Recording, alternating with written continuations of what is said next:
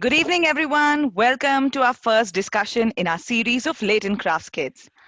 Hi, I'm Kajal Mullapuri, the founder of Latent Crafts, and we are a training and consulting company where we focus on the emotional well being of adults and also help them to explore their hidden talent. Most of the work that we do is with the corporate organizations. However, in recent times, we've also moved into the space of emotional well being for children. Let me give you a background to the purpose of this series. The purpose of this series, Latent Craft Kids, is to connect you to experts across various fields who will share their wisdom and explain what your role as parents should be. And at the end of this series, you'll also have some practical tips and takeaways and some thoughts that you'd have in terms of what you can do differently as a parent. For the first discussion today, I'd like to give a warm welcome to Richa Das. Richa is a licensed clinical hypnotherapist, a Reiki grandmaster, and an Akashic records holder. She's an ex-investment banker with 15 years of experience in the corporate world. And the interesting part about Richa is that while climbing the corporate ladder, she strongly felt that there's a need for her to fulfill her life purpose in the area of healing.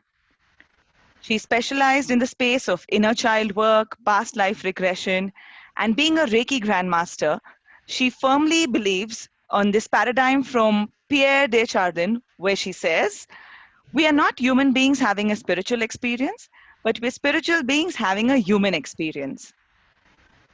In today's discussion, Richa is going to explain the importance of Reiki and Akashic healing for children. And we'll also focus on children with learning disabilities or those at a disadvantage.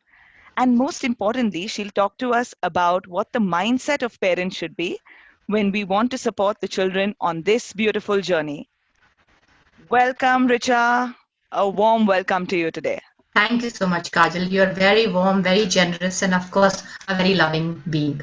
So thank you. Thank you for inviting and thank you for making me the first one in your series. And I hope it goes a very, very long way in helping many, not just parents or children, but all who are connected with him. Well, may it work for the highest good of everyone. That would be my wish. So yes, lovingly, very lovingly, you talked to me about Reiki.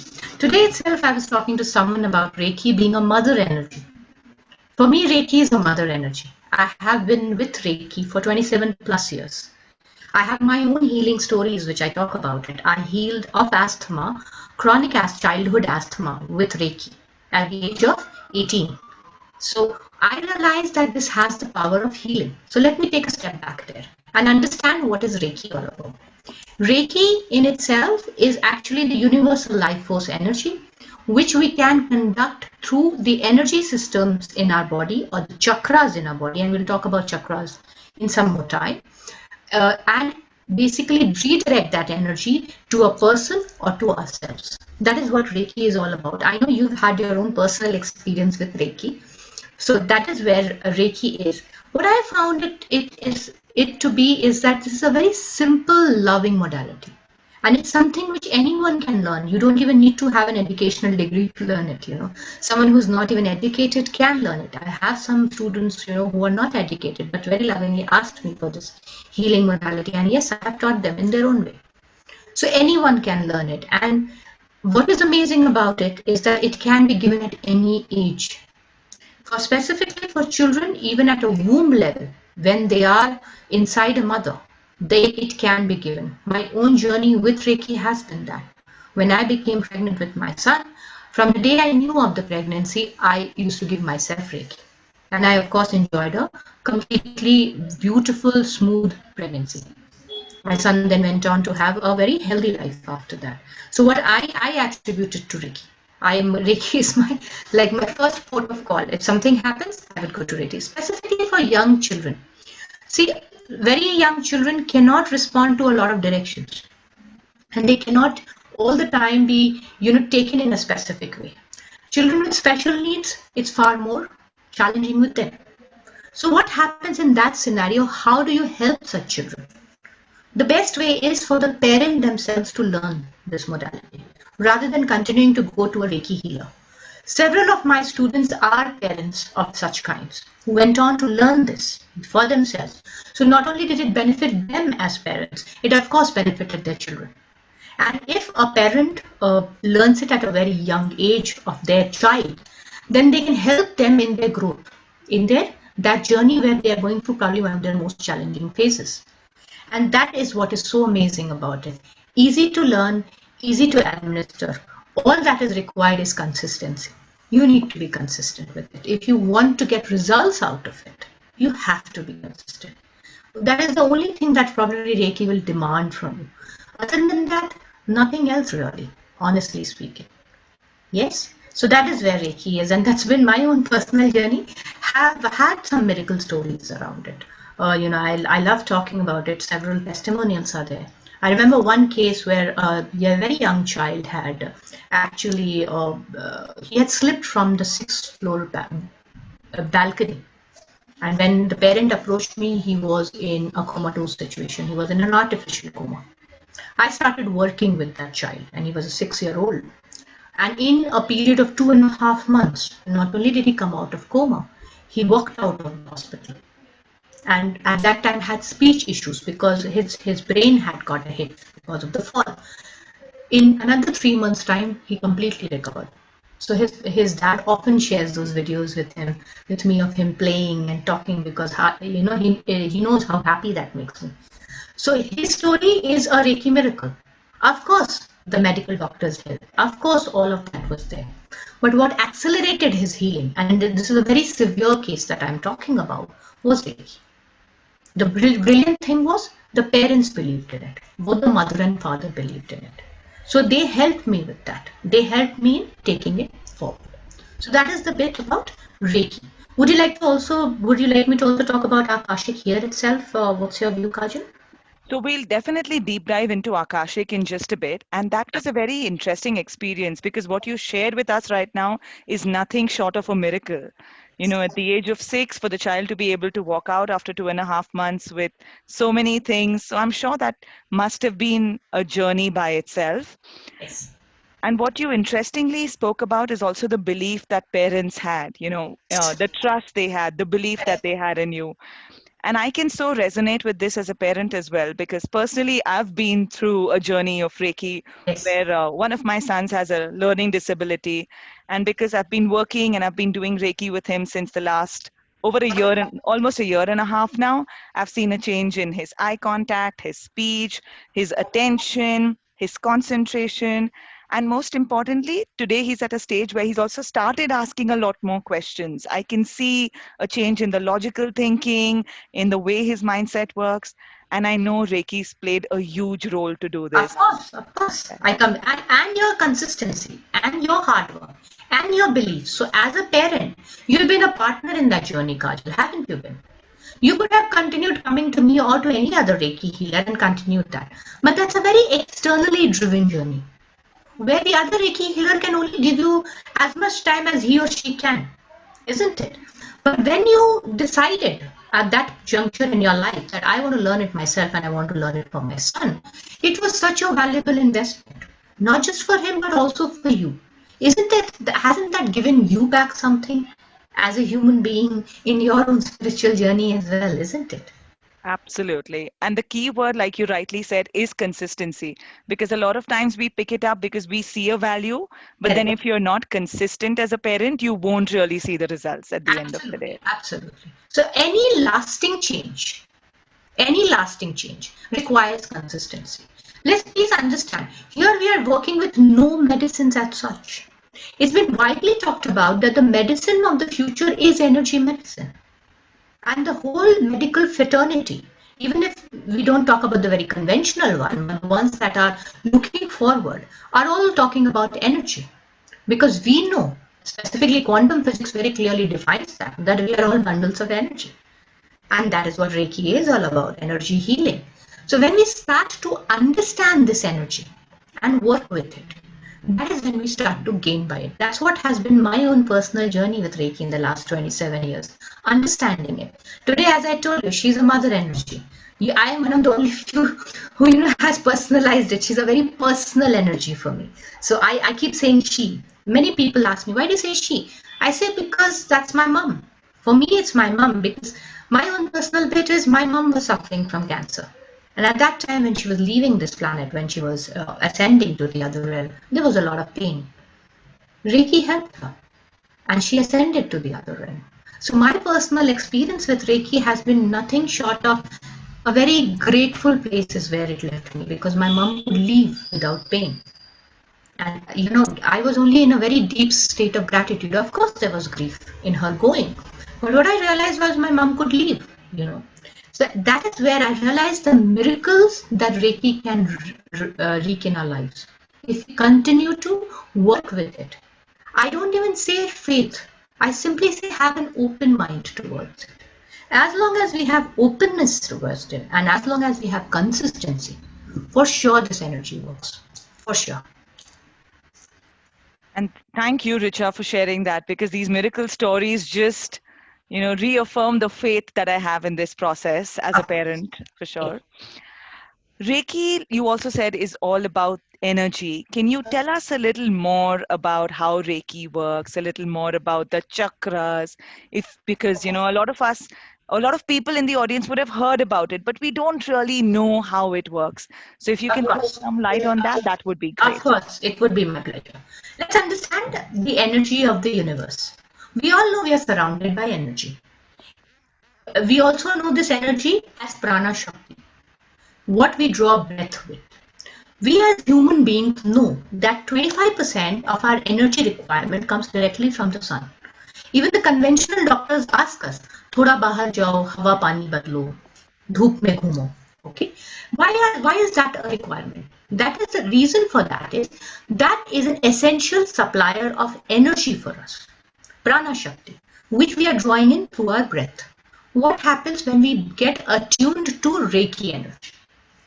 The same prana shakti then can flow through our energy vortexes or chakras at a much higher percentage. So let's understand these energy vortexes a little bit. Throughout our body, there are several of these, for want of a better word, energy whirlpools throughout our body. Our hands have them, our soles of our feet have them, but we have these 7 major ones that run across our spinal column. The first one is called the crown chakra, which is right on top of our head, somewhere like here. I'm sorry, my hand cannot be seen. But beyond that is the third eye, or this one. In Hinduism, we all have a tika that we put here. That is actually to honor the third eye chakra. Then we have the throat chakra, the heart chakra, which is located at the center of your chest and not where your heart is located. The fifth chakra is the solar plexus one, which is just below the rib cage. After that is the navel chakra or the sacral chakra, which is right below the navel, around 1.5 inches below the navel. And the last one is called the root chakra, which is at the tip of the spine, actually a little inside the tip of the spine, inside your body. Now, each of these 7 chakras correspond to the 7 colors of the rainbow. So the crown chakra corresponds to the color violet, and according to that we go down: violet, indigo, blue, green, yellow, orange, and red, the Vibgyor spectrum. So it makes you wonder, isn't it a rudimentary physics in school? When you push white color through a prism, it splits into 7 colors. So makes you wonder, white color, prana shakti, comes inside us and splits into 7 colors. So are we prisms? Probably we are prisms of energy. Yes, and this is how these 7 chakras, these major energy vortexes in our body, are responding to the white colored spectrum or the all-encompassing spectrum of the prana shakti. It comes into our body and gets divided like that. What happens when you're Reiki attuned? Whatever energy requirement that these chakras may have, if they're not getting it through a very natural source, when you do Reiki, it is able to pull that energy from the infinite source of energy which is available in the universe. So the energy that you're taking is infinite. So there's not that you're taking it from somebody. You take it inside you, and then you become what is called as a channel or a conduit of that energy. When you have enough of it, you can redirect that energy to someone else. That's exactly how we do healing. Reiki healing exactly means that. You draw in the energy through yourself as a conduit and redirect it to someone else. At level 1, you will need to touch the person to heal. Level 2 and onwards, that is Reiki healer level, Reiki master level, there is no requirement of touch. It is done via distance healing. Again, that's a method which requires symbols to do that.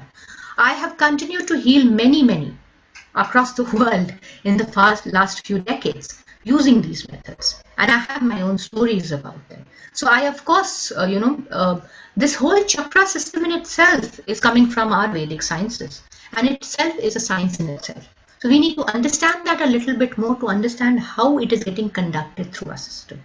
When there is a clear conduction, you will be a healthy, happy human being. When there are blockages, that is when disruption starts to occur. And these disruptions in our body can come through various ways. It can come up as an emotional issue, as a mental issue, or even a physical disease. Usually physical diseases, because our physical body is closest to our auric body, which is just outside of us, that is when it occurs first. But it can also equally affect our other bodies, which is our emotional body and mental body, which is just outside of these bodies. So that is how Reiki works. When you start to heal your auric body, that's the body on which Reiki works, the energy body, it starts to affect every part of you, every layer of you. The physical layer, the energy layer, the emotional, mental, and the spiritual layer. The 5 bodies of the Panchmaya Kosha, which every human being is made up of. Reiki can help every one of those bodies. So it's an all-encompassing holistic form involving what? The chakra system, the energy vortexes. And what you interestingly spoke about when you explained this to us was also all of this would help you to be healthy, happy, and a holistic approach. So you spoke about the 3 H's over here. Let's say if we look at a child, and you also said that you can do it right from the time, a lady has a child in her womb, and it can continue for children for a while. But how frequently should Reiki be done for a child, or would it really differ from person to person? It would differ depending if the child is facing an issue. Then it would differ. Otherwise, for a regular healthy child, once a day is enough. And around a 15-minute session is enough. But a child is experiencing certain kind of difficulties. There are some problems that the child may be facing. Then the person who is healing, whether it's the parent of the child or another Reiki healer, then they decide the quanta of energy. So a daily session can go up to an hour. If the child is really unwell, as the miracle story that I talked to you guys about, I used to do it 3 times a day because the situation was such. Yes, it was important to get the child to live, and that is where we were working on. And when I realized that the child had opened his eyes, that is when I started to reduce the Reiki levels. Eventually, I helped the child till the time the child walked out of the hospital. So full period of 2.5 months is what I'm talking about. Again, with differential rates of healing. With a very high rate at the beginning because it was a very critical situation, then to lower, and then it came down to once a day, which I used to give for around 45 minutes to an hour. That was the frequency. Wow. When I'm just thinking about it, the kind of dedication it takes, from thrice a day to the improvement to once a day. So yes, commendable. Thank you. Thanks, Richa, again for sharing that with us. It is I call it my miracle of 2020. 2020 wasn't the most wonderful year. We all agree to it. Many of us want to write off 2020 and 2021. But this still is a miracle. It stands out in itself. It's a beautiful story, isn't it? And that boy is such a sweetheart. So he has a very special place in my heart, of course. I'm sure. I mean, a special place in your heart, blessings, parents, the journey together, all of you all. Of course, it's been beautiful. Richa, you also spoke about Akashic healing. You just touched upon that at the start. And then we said we'll take a look at it once we've understood Reiki and, in terms of how Reiki really works. So Can you throw some light on what is Akashic healing? Sure, absolutely. So Akasha or the Akashic healing is actually healing in the Akashic records. Let's take a step back and understand what are the Akashic records. Akashic records is said to be the compendium of every thought, every experience, every action that you have ever taken in any lifetime. Everything is recorded in this energy realm. In Hinduism, we understand it a little differently. In Hinduism, we have known these to be as forms of astrology. In the North India, it is called Bhrigu Samhita, and in the South India, it's called Nadi astrology. Now, these are actual scriptures which were written down by the Saptarishis, Muni Bhrigu and Muni Agatya in this case, who actually wrote these down on treaties as scriptures and left them on earth before they ascended to heavens. What we talk about in Akashic healing is a direct channeling from that energy realm where these records are contained.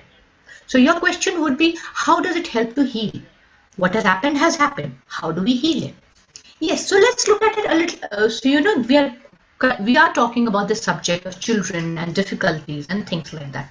So keeping it there, speaking of it in that relevance, when a parent of a challenged child reaches you, they're of course very challenged. First of all, they're grappling to accept that such a situation is there, and there is so much for them to do. True. A parent like that can seek Akashic healing to first understand what is the reason it is happening. And what is the reason that their child is so challenged? And what are the challenges the child is supposed to face? So as a parent, how is it that they can be better equipped to manage that situation? Because that situation will not change overnight. It's a long-term journey. So for a parent to be equipped with one of the most essential tools of living your life, acceptance, Akashic healing really helps. Wherein the parent can understand what is the reason the child has had such a life or such a birth. And how is it that they as a parent have contributed to it? Please understand that a child chooses us. We do not choose our children. So if that child took me as their parent, what is the reason that child chose me? And what am I as a parent supposed to give back? What am I supposed to do? What am I supposed to learn in this journey? And that is where Akashic healing beautifully plays out. Not only will the parent understand what is the reason that it is happening, they will have a much larger perspective of their own life. And when that perspective comes in, it becomes easier to accept what is going on. Once we have accepted something, isn't half the journey already complete? Agreed. Totally. Then you can really take corrective steps about something. Most of us sometimes just grapple with accepting something. And a lot of time then gets lost, which could have been used in a very constructive way had we accepted it earlier. That's where Akashic helps you. Plus, if there are past life connotations to the difficulty that the child is facing, that can be released by the parent. Reason being, because of the parent-child relationship. It is a lineage relationship, a relationship of blood. That can be changed by the parent. Akashic healing for children less than 18 years of age cannot be done directly, but it can be done via the parent. So it's a remote form. Has it been helpful? I have successfully done Akashic healings for several parents with difficulties, with their children having difficulties. And it's been quite an eye-opener for them, and they have been able to then accept and move forward in their own journeys. And when I said difficulties, I just did not mean the kind that you were referring to. I'm also talking physical difficulties, like children with autoimmune disorders. I had a parent whose child had hemophilia. So when we looked at that, and what she realized was it was a curse on her child. When we released the curse, healed it, and it was directly connected to the mom, she herself has reported it to me. Richa, has been 50 days, nothing has happened. And I'm waiting for a period of 3 months, then I will report it to be a success. I said, by all means, you wait for it. You don't have to report anything back to me, as long as you're happy. So she was quite ecstatic when she reached out to me. This is a very recent case that I did, and she was very happy to say that, I was grappling with this problem of hemophilia since a while, and that used to scare the hell out of her. That something can happen to my child. But with this healing, now she's saying now that fear is ebbing away. Now I am getting so as a result of which she was a stay-at-home mom. She was not ready to leave her child, even though her child is now grown up. He's around a 9-year-old.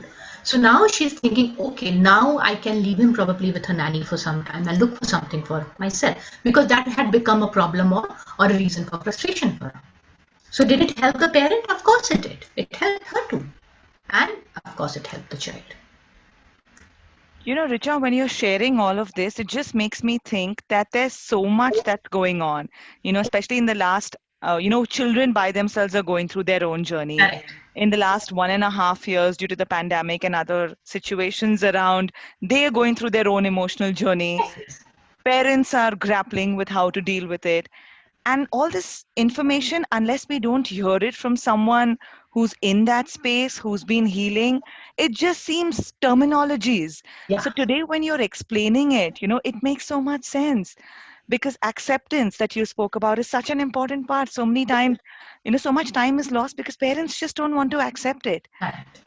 And yet there's a way in which they can do that, which, now when you're sharing it gives me so clarity and makes me think, hey, there's so many people who could benefit from something like Of Akashik. course. Yes, of course. And it's a very beautiful, comprehensive journey. See, please understand, Akashic and Reiki work hand in hand. Reiki can be done inside Akashic. It makes it far more powerful. So what happens then, it becomes to give the person who has approached you with a very holistic package as to what all that they can look at it and what all is it that they can do with it. Yes, so that is where I love these modalities so much. Some people come and ask me, what is the proof? How do you know this is accurate? How do you know this is accurate? What proof do you have that you've got this? I just ask them one question. Okay, we were looking to heal this. How are you feeling? So they'll be like, oh, I'm oddly at peace. It seems all right. I think I can manage this. So I said, that's all that matters, isn't it? How are you feeling at the end of it? If today you are equipped to manage your problem, if you're equipped to manage the challenge that is in front of you, isn't that journey done to a very large extent? After that, it is execution of a few steps, isn't it? So that is where these kind of modalities really, really help, and they go hand in hand. So an Akashic healing can follow, after which Reiki healing can follow for a few days to come. Yes, and please understand that each of these modalities can be learned by any individual. It does not require any special intuitive capabilities for people even to do Akashic. I have, been asked this question again and again and again, and they ask me, do you really think it is this simple? So my answer is, I am saying it is simple. I never claimed it to be easy. It's not an easy journey, yeah? But it is simple. It is a simple journey. It is a set of steps. If you continue to do them consistently, obviously you'll get results. Again, the key word being consistency. It is one of my favorite words. So let's say now, while we're speaking, if there's a parent or there's someone who's watching this video, listening to this, is intrigued and wants to learn either Reiki or Akashic or reach out to you, get more information, what are some of the things? You did speak about acceptance, you did speak about consistency, two critical things that you've mentioned and reiterated. But what are some of the other things a parent should keep in mind? Let's say if they decide to learn this, because then it also means application of this. But Correct. besides, consistency that they need to focus on, what are some of the other things that a parent must keep in mind after they learn this? Another thing is time commitment, which is again a offshoot of consistency. We may be consistent, but if we don't decide to commit to a certain time in the future, then that will really will hamper your journey ahead. So you need to be understanding that this will require me to spend time on it. Again, one bit of this. The other thing is trusting yourself in that journey. At the beginning, you may or may not get a lot of results, but not giving up on it. Not saying, oh, I can't do this. Because please understand, when we start to work with these, whether you're working for your child or whether you're working for yourself, you will meet obstacles, challenges, our own shadows, our own unhealed paths. I have said this often. When a mother takes up a journey, you did that, Kajal, you're a mother. Your child is actually connected by an etheric umbilical cord with you for life. It will not get severed till the time you are here on earth. So as a mother, as Kajal continues to heal, your child will benefit by it. So we have to understand this in a deeper sense. That when I heal, my child heals. So let me commit to my own healing. And not just look at it on a task-based basis, but look at it in a deeper perspective. It will make me a more calmer human being, a more clear human being, very clear with clarity, and someone who will then be self-motivated to keep moving forward. Each of these modalities gives you enough energy to manage all your life situations, believe me. So those would be the some bits that come with it. Of course, we have to think through it. Anybody who learns with me, Kajal, learns at their own space and in their own pace. I'm not someone who hurries people through. And I'm again not someone who sells any kind of packages. So That I agree with because I've experienced it myself. So I would I'm definitely very, agree. very clear. You finish one part. When you think you're ready, come back. And then we go to part two. So what happens when we have ease of learning, then we learn better. If you are under pressured circumstance, then you do not really learn. It's just then rote stuff. And that's not what any of these energy healing modalities are all about. They are pure play experiential learning. The more you experience, the better you get at it. And the more faster or quicker you can get benefits out of it. Excellent. So when you're saying the more you experience it, the better you get at it, that totally is something that, immediately resonates saying yes. Because unless you don't experience it, you won't know, right? Whether it works or it doesn't. Correct. You Every wouldn't know time you that. see, if you don't dip your toe into water, you won't know whether it is warm or cold, isn't it? Absolutely, absolutely, absolutely. Wow, Richa, you've just got me thinking. I've learned Reiki, now I'm intrigued about Akashic, and I'm sure that a lot of people who are even watching this video would have some thoughts or questions in their mind. Uh, this is something that, a lot of times people also think, how long is this journey going to take? Or once I learn it, in how much time will I see an improvement or a change? Can you shed some light on that? Sure, absolutely. So let's look at it. Whatever figures that I'm giving you now are very loose figures. Of course, they change from person to person. If you're taking a Reiki journey, and as a Reiki journey, like you, Kajal, you said you decided to be a Reiki healer, a level 2 healer for now. So you chose that, Richa, right now I want to remain at level 2 because this is giving me what I want. So that is the journey that you undertook. A typical journey like yours would take level 1, 21 days of practice, level 2, 21 days of practice. So the initial commitment from a parent like you would be 42 days. But that's just the base that is required. You know how much time you have spent on it. You have been at it for close to 1.5 years. And I think you've been really consistent, isn't it, Kajal? You've been very, very consistent. So that is again your self-driven approach because you saw benefits and hence you kept at it. But on a 42-day basis, the first few benefits that you will see is in yourself. You will become a more holistic, more calmer, more, your own system will regularize or become full of energy. And of course, after that, when you start giving it to your child, you will start seeing the benefits. For children with difficulties, depending on the level of severity that they are experiencing, a minimum 3-month span of pure healing is required to see any lasting change, any permanent change in their behavior or any other skill sets that you may be working on. 3 months is the minimum that I talk about. And of course, you are a testament to that. You worked on it for so much time.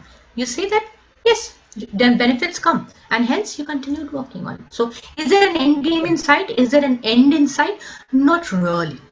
But again, as a parent, you decide that when do I start to, layer it down, taper it down a little bit. Maybe earlier I was giving 1 hour. Now I can work with half an hour. Now my child is in a much better space, so they are able to manage on their own. Things like that.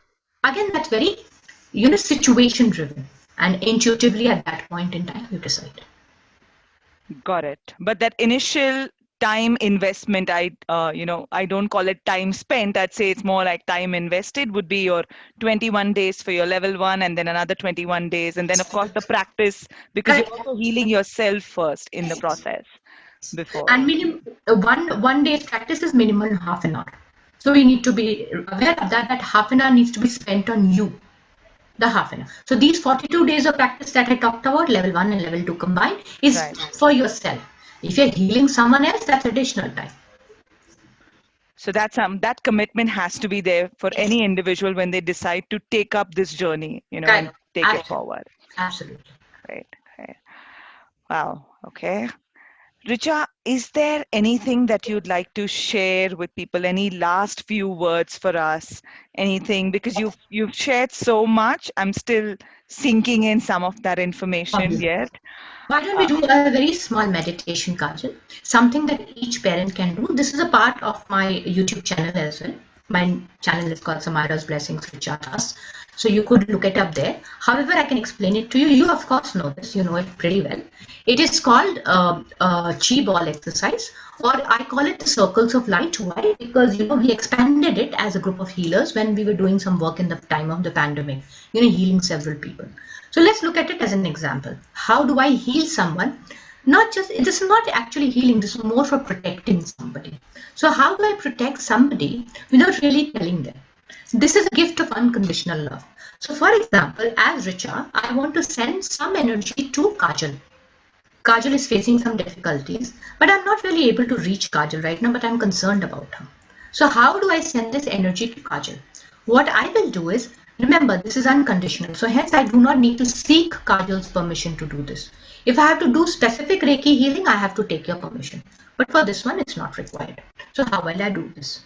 I will imagine Kajal to be a 12-inch doll in front of me, and I will just close my eyes. And I'll imagine from the heavens above, from actually 18 centimeters from top of my head, there's a golden light coming in. And the light will come, and the light will come to my crown chakra.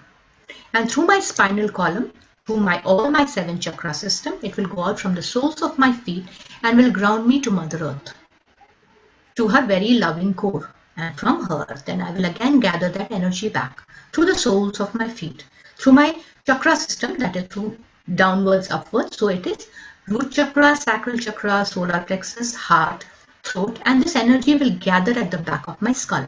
The back of my skull is the other side of the third eye chakra. From there, the energy will flow through my shoulders, arms, hands, and fingers into a ball of light in my hand. Now I will sit with this ball of light for some time. Now that some time is defined by whom? The energy giver, in this case being me.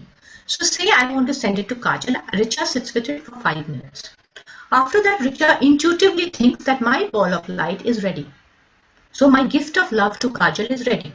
So I will imagine that I'm releasing that ball of light to whom? To the 12-inch doll, which is a representation of Kajal in my mind's eye. So I will simply release that with a lot of love and gratitude towards Kajal. And I will make this maybe the small prayer in my heart. May she be happy. May she be healthy.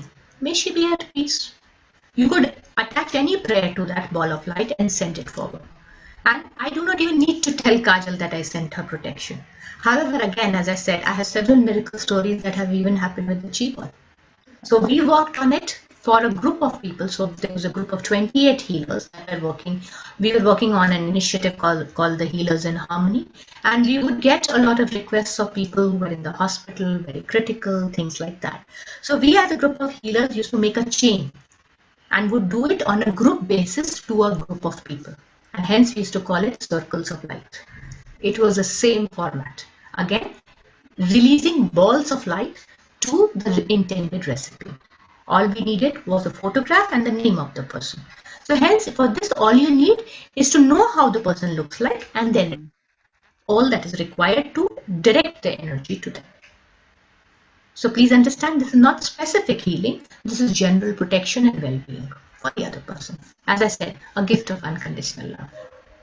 And it's such a beautiful way, right, of just reaching out to the other person without them even knowing that that's something that you're doing. We should not be really talking about it. I usually don't talk about it ever. I continue to send several Chi balls left, right, and center. I love doing it. Please understand, the energy source from where you're borrowing this or taking it or using yourself as a conduit to do it is infinite. It is the prime creator energy. So that's all that you're doing. So you can give it away with love. Yeah. Wow. So I personally have had a lot of, thoughts going on in my mind, and I'm sure people who are watching this would also have some thoughts in their mind. The Chi ball that you spoke about, I know works because personally having tried it, I know it does create an impact. And I'm sure people who've watched this is something that you can go back and do if it resonates with you for sure. Richa, at the end, let's say if after watching this, anyone wants to reach out to you, you spoke about Samira Blessings, you said that Richa Das, they could reach out to you, but is there, because after watching this, if someone has a question, if they want to connect with you directly, they want to reach out to you, So could you just tell us how is it possible for someone to do that Of course. directly? So they can reach me on my mobile number, which is 9160 699 666. So they can reach out through that. Or Samaira's Blessings. The spelling is Samairahs. Samaira's Blessings. That is my, my name, which is there even all on Google My Business. It is also my name on Facebook. That's my page. So both of these means you can directly reach me. Instagram, I'm known as Healer Rich. So you search for that, you get it. Otherwise, if you just type my name on Google, probably it will pull my name up. I'm hoping. There are other Richards, of course. But with attached to Samaira's Blessings, there is just one. That's me. Samaira is very special. So that's how it is. And Richa is very special. Richa. I'm just doing what I'm here to do, to be a conduit and a channel. And this is my life. As you very beautifully, talked about me in my introduction, I'm answering my life's calling. I answered it 4.5 years ago. And I am only glad that I took that road less traveled. Where I'm standing today, I never thought I would. So I'm in a very beautiful, very contented space. When they ask me how do I feel, I say I'm a happy healer. And a happy healer can heal many, isn't it? Absolutely, absolutely. Richa, a big thank you for taking the time out for this, for taking us through how much healing means, and especially the entire experience that you shared with us, how it's worked for people, how it's worked for children, the role that we as parents need to play. I mean, who would have imagined that energy healing can go in so much depth and can make so much of a change, can cause the miracles, as you shared some miracle stories with us. So, big, big thank you for taking the time out for this discussion. All the people who've been watching this video, if you all have any questions, any comments, please feel free to type that information in the comments box below. If you all want to reach out to Richa, she's already shared her information. Please go ahead and do that. And Richa, we're looking forward to seeing you continue this journey. And thank you so much for healing people around and making a difference. Thank you. Thank you Thank you, so Kajal. much. Thank you. All the very best to you. God bless you. Thank you. Thank you so much.